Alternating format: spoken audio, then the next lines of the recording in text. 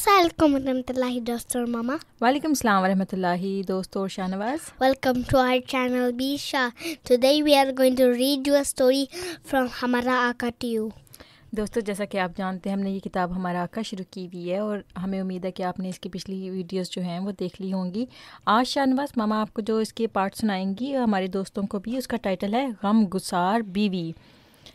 اور غمگسار کہتے ہیں غم بانٹنے والی. اس وقت حضور صلی اللہ علیہ وسلم کے پر فرشتہ آیا تھا نا جس نے قرآن کریم کی آیتیں پڑھ کے سنائی تھیں، تو حضور صلی اللہ علیہ وسلم نے بار بار پریشان ہو گئے تھے کہ یہ کیا ہو رہا ہے، اور پھر فرشتے نے کہا تھا کہ پڑھو. یاد ہے آپ کو؟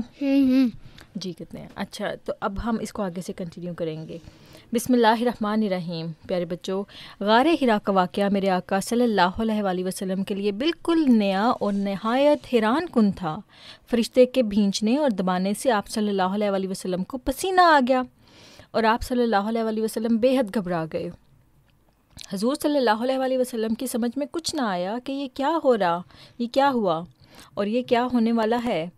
سخت پریشانی کی حالت میں غار سے نکلے اور پہاڑ سے اترے اور جلدی جلدی گھر پہنچے. وفا شوار بیوی نے مقدس شوہر کی شکل دیکھی تو گھبرا گئی. فوراً اٹھ کھڑی ہوئی اور کہنے لگی، میری جان آپ صلی اللہ علیہ وآلہ وسلم پر قربان، کیا ہوا؟ نصیب دشمناں، کیا کچھ طبیعت خراب ہے؟ آپ صلی اللہ علیہ وآلہ وسلم اس وقت کانپ رہے تھے اور حضور صلی اللہ علیہ وآلہ وسلم کا دل دھڑک رہا تھا. فرمانے لگے، زمیلونی، مجھے کپڑا اڑا دو، مجھ پر چادر ڈال دو. تو جب حضور صلی اللہ علیہ وآلہ وسلم کو فرشتے نے زور سے بتایا تھا نا میں نے حق کیا تھا اور اپنی انرجی ٹرانسفر کی تھی حضور صلی اللہ علیہ وآلہ وسلم میں، تو اس وقت حضور صلی اللہ علیہ وآلہ وسلم کو پسینہ آ گیا تھا اور حضور صلی اللہ علیہ وآلہ وسلم کو سمجھ نہیں لگی تھی کہ یہ سب کچھ کیا ہوا ہے، کیونکہ حضور صلی اللہ علیہ وآلہ وسلم نے ایسا نظارہ کبھی بھی نہیں دیکھا تھا. گھر جلدی جلدی گئے تو حضور صلی اللہ علیہ وآلہ وسلم کی جو وائف تھی نا وہ ان سے بہت پیار کرتی تھیں، تو انہوں نے پوچھا کہ آپ ٹھیک تو ہیں، کیا ہوا ہے آپ کو؟ تو حضور صلی اللہ علیہ وآلہ وسلم نے کہا، مجھ پہ کپڑا ڈال دو، مجھے ڈر لگ رہا ہے. یہ نہیں کہا مجھ پر کپڑا اڑا دو، مجھ پر چادر ڈال دو. خدیجہ رضی اللہ تعالیٰ عنہا نے جلدی سے اپنے جسم پر سے چادر اتاری اور اپنے محبوب خاوند کو اڑا دی اور پھر پاس بیٹھ کر بدن کو دبانے لگیں. بدن کیا ہوتا ہے؟ باڈی. باڈی. کچھ دیر یہی حالت رہی اور حضور صلی اللہ علیہ وآلہ وسلم کی کپ کپاہٹ جاتی رہی، یعنی کہ حضور صلی اللہ علیہ وسلم پھر بہتر ہو گئے. جب قدرے سکون ہوا تو بیوی نے بڑے ہی ہمدردانہ لہجے میں پوچھا، واقعہ کیا ہوا اور کیوں آپ صلی اللہ علیہ وآلہ وسلم اس قدر مضطرب ہیں؟ آپ صلی اللہ علیہ وآلہ وسلم کا دل اب بھی دھڑک رہا ہے، جلدی بتائیے، میرا دل آپ صلی اللہ علیہ وآلہ وسلم کی حالت دیکھ کر بہت پریشان ہو رہا ہے. حضور صلی اللہ علیہ وآلہ وسلم نے فرمایا، خدیجہ جو کچھ میں نے دیکھا ہے اور جو کچھ آج میرے ساتھ پیش آیا ہے تم اس پر شاید ہی یقین کرو. خدیجہ رضی اللہ تعالیٰ عنہا بولیں، میرے محترم شوہر فرمائیے کیا بات ہوئی، یقین کیوں نہ آئے گا؟ آپ صلی اللہ علیہ وآلہ وسلم نے آج تک کوئی ایسی بات نہیں کی جس کا مجھے فوراً یقین نہ آ گیا ہو. حضور صلی اللہ علیہ وآلہ وسلم فرمانے لگے، جب حضور صلی اللہ علیہ وسلم پھر حضرت خدیجہ جو ان کی وائف تھی نا، انہوں نے حضرت خدیجہ نے پوچھا کہ آپ مجھے بتائیں کہ کیا ہوا ہے، تو حضور صلی اللہ علیہ وآلہ وسلم خود پریشان تھے کیونکہ انہوں نے ایک ایسا نظارہ دیکھا تھا، ایک ایسی چیز دیکھی تھی جو کہ کبھی کسی نارمل انسان کے ساتھ نہیں ہوتی. تو ان کو ڈاؤٹ ہوا کہ کہیں ایسا نہ ہو کہ میں اپنی وائف کو بتاؤں اور وہ سمجھے کہ میں جھوٹ بول رہا ہوں یا پھر میں میری بات پہ یقین نہ کرے.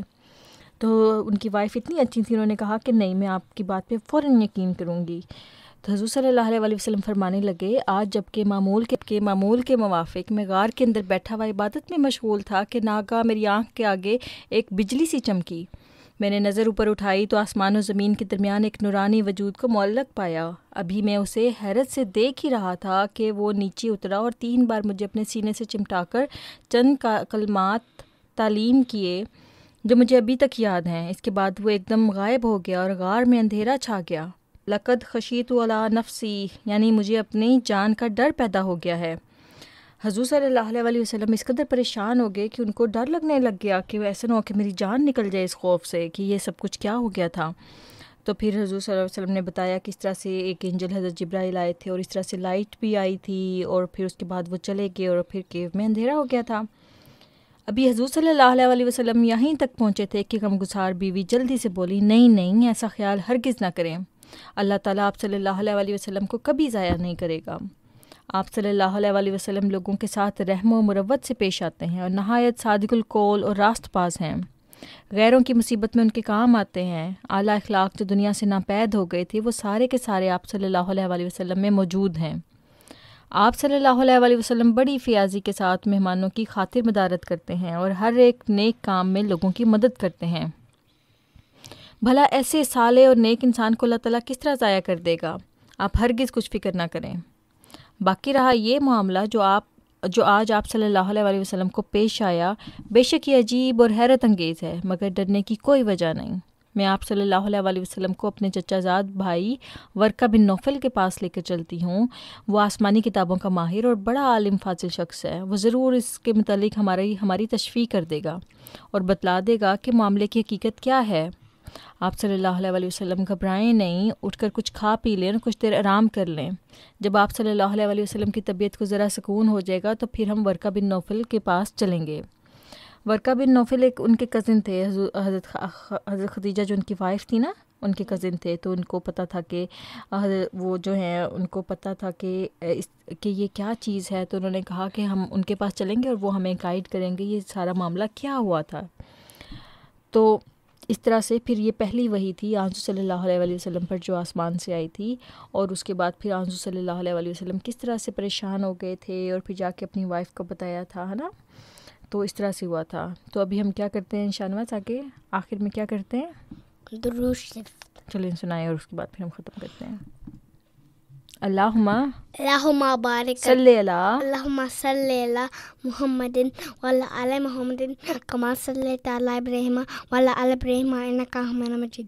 اللہم بارک اللہم بارک علی محمد علی محمد وعلی آل محمد کما صلیت کما بارکتا علی ابراہیم وعلی آل ابراہیم انک حمید مجید. اوکے دوستو، اللہ حافظ. اللہ حافظ. Don't forget to subscribe our channel.